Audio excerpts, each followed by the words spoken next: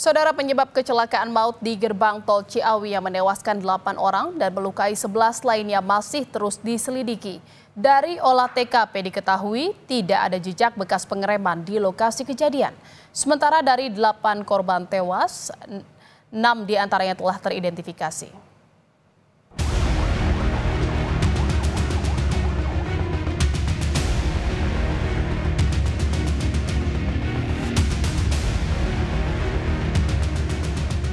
Penyebab kecelakaan maut di gerbang tol Ciawi yang menewaskan 8 orang dan melukai 11 lainnya masih terus diselidiki.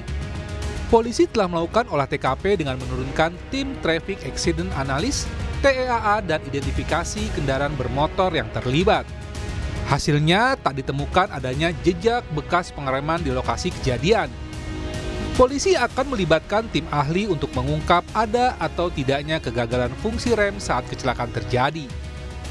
Kita melakukan ram cek, kemudian kita melakukan kegiatan pengecekan kepada fungsi sistem pengereman. Kemudian yang ketiga, kita juga sudah melakukan pemeriksaan beberapa saksi. Kemudian kita juga nanti akan melakukan pengecekan juga sekali lagi kepada tempat terjadinya kecelakaan. Jadi kemarin kita fokus di gate Ciawi 2, nanti kita akan mundur lagi melalui penelusuran CCTV dari Jasa Marga. Corporate Communication Director Danone Indonesia, Arif Mujahidin bilang perusahaan transportasi yang terlibat dalam kecelakaan maut di pintu tol Ciawi tidak berkaitan dengan PT Tirta Investama. Perusahaan transportasi yang membawa produk air minum tersebut merupakan perusahaan independen yang bekerja sama dengan pihak distributor. Arif Mujahidin juga menambahkan pihaknya akan kooperatif selama proses hukum berlangsung. Salah satu kendaraan yang terlibat dalam peristiwa kecelakaan di gerbang tol Ciawi ini merupakan milik dari perusahaan transporter yang bekerja untuk salah satu perusahaan distributor Aqua. Baik perusahaan transporter maupun distributor merupakan perusahaan independen yang secara kepemilikan tidak terkait dengan PT Tirta Investama.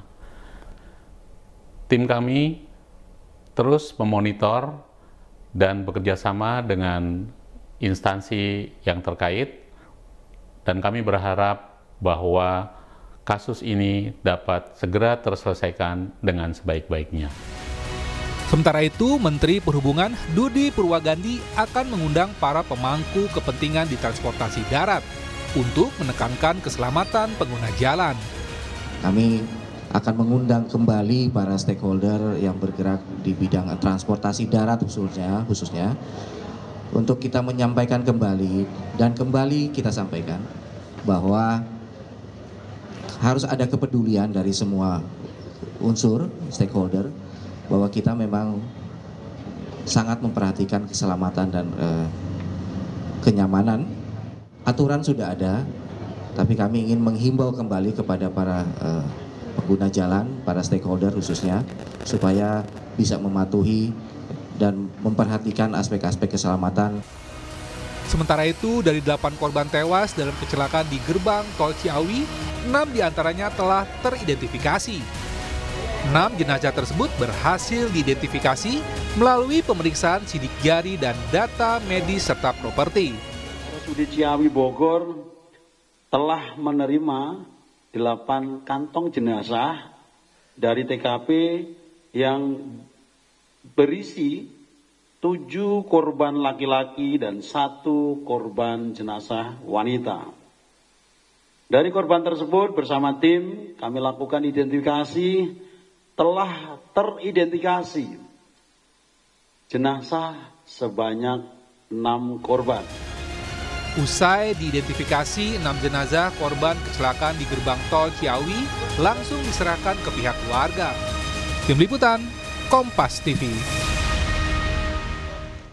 Saudara, lalu bagaimana kondisi para korban yang masih dirawat di RSUD Ciawi Kabupaten Bogor, Jawa Barat? Kita akan tanyakan langsung kepada Direktur Utama RSUD Ciawi, Fusia Mediawati. Selamat siang Bu Fusia. Terima kasih Bu Dirit atas waktunya. Bu, ingin update saat ini jumlah korban luka yang masih dalam perawatan di RSUD Ciawi berapa banyak? Masih seperti kemarin, Mbak. 5 orang korban luka masih kita rawat atas nama Pak Dani, Pak Sukanta, Pak Wahidin, Pak Bendi, dan Adek Rizi. 5 orang masih dirawat di sana. Mereka ini siapa saja, Bu? Boleh diceritakan dan dijelaskan? Pak Dani itu adalah karyawan dari Jasa Marga yang menjadi korban. Kemudian ada Pak Bendi yang merupakan supir dari truk penabrak, dan 3 lainnya adalah korban lain, Pak Wahidin, kemudian Pak Sukanta, seperti itu. Kondisi kelimanya saat ini stabil, hanya memang laporan pagi tadi Pak Wahidin mengalami sedikit penurunan kondisi fisik dan sedang dipantau secara intensif oleh para dokter di RSUD Ciawi. Kalau untuk salah satunya adalah sopir truk dari air mineral itu, bagaimana kondisinya saat ini, Bu Dirut? Kondisi saat ini masih belum banyak bisa diajak berkomunikasi, Mas. Jadi saat ini masih merasakan nyeri, kemudian juga di seputar matanya juga masih merasakan nyeri, sehingga sama seperti kemarin sudah bisa kontak, tapi masih belum bisa banyak diajak bicara. Karena kondisi yang belum memungkinkan, jadi belum bisa diajak berkomunikasi. Kondisinya seperti apa, Bu, memang sopirnya tersebut? Ya, saat ini kan supir tersebut mengalami cedera kepala sedang, ditambah lagi dengan adanya goresan pada mata, ya. Jadi ada lebam juga pada bagian mata, kemudian banyak luka-luka di sekitarnya, lalu juga dari hasil CT scan juga ada sedikit perdarahan di otaknya, seperti itu. Sehingga memang karena cedera kepala sedang ini yang membuat yang bersangkutan masih sulit memang diajak untuk berkomunikasi. Ini juga korban juga supir ini juga masih dalam pemantauan ketat dokter spesialis bedah saraf. Jadi memang belum ada indikasi dari medis untuk bisa diajak berkomunikasi dan dimintai keterangan dari sopir tersebut, ya, Bu? Iya, betul. Karena kita ingin supaya kondisi fisiknya lebih baik dulu, paling tidak karena ini adalah trauma di kepala, ya Mbak.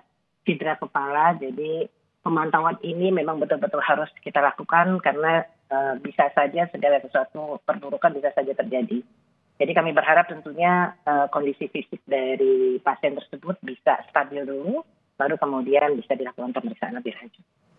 Dengan penanganan medis yang dialami dan dijalani saat ini oleh sang sopir, ini kira-kira berapa lama, Bu, untuk bisa sopir ini dimintai keterangan dan diajak berkomunikasi? Karena kita ketahui bersama keterangan dari sang sopir memang sangat dibutuhkan. Ya, kami berusaha semaksimal mungkin memberikan pelayanan agar yang bersangkutan segera recovery, ya. Tapi untuk berapa lamanya mungkin kami masih belum bisa memastikan, seperti itu, Mbak. Selain sopir juga ada salah satu korban luka yang masih dirawat adalah anak balita, ya, Bu, ya, yang masih berusia 3 tahun. Ini kondisinya bagaimana, Bu? Tadi saya kebetulan sempat berkomunikasi dengan dokter penanggung jawabnya. Ini Adek Rizi, ini sudah jauh lebih baik, keadaan sudah bisa makan, walaupun memang belum banyak, ya. Jadi dibandingkan hari-hari sebelumnya, keadaan Adek sudah membaik, seperti itu, Mbak.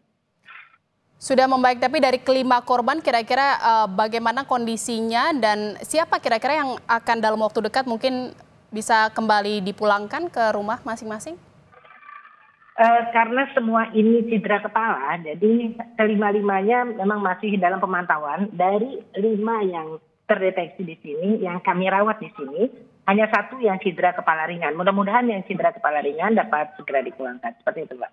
Dengan kondisi luka yang berbeda-beda, apakah ada penanganan khusus atau metode perawatan medis khusus yang diberikan kepada para korban, Bu Dirut? Artinya semua kita berikan sesuai dengan kondisi fisiknya. Jadi kekhususan ini ya kita berikan per personal, ya Mbak. Karena juga masing-masing juga dirawat oleh dokter subspesialis sesuai dengan kondisi kesehatannya. Nah, ini kita pantau memang secara ketat. Termasuk Adek Rinji ini juga walaupun sudah bisa makan, kemudian sudah bisa lebih baik berkomunikasi, tetapi tetap ada cedera di kepalanya yang ini yang memerlukan pemantauan. Jadi secara umum mungkin kelihatannya sudah membaik, tetapi tetap kita pantau untuk tidak segera memulangkan. Karena nanti kalau kita cepat-cepat pulangkan, ternyata nanti di rumah ada sesuatu penurunan, malah nanti akan fatal jadinya, seperti itu. Ya, Bu Fusia, saya mau konfirmasi kembali. Jadi memang dengan kondisi yang saat ini dialami oleh sopir truk, masih belum bisa dimintai keterangan dan komunikasi, kira-kira dalam sepekan ini belum bisa diajak berkomunikasi atau diperiksa ya Bu ya? Iya, kita tetap harus pantau kondisinya seperti itu. Jadi saya juga belum bisa memastikan dalam berapa hari keadaannya recovery, tapi tentu saja kami dari Rumah Sakit Ciawi akan berusaha semaksimal mungkin agar proses recovery ini cepat berjalan. Baik, terima kasih atas informasinya Direktur Utama RSUD Ciawi, Ibu Fusia Mediawati. Terima kasih Bu, salam sehat.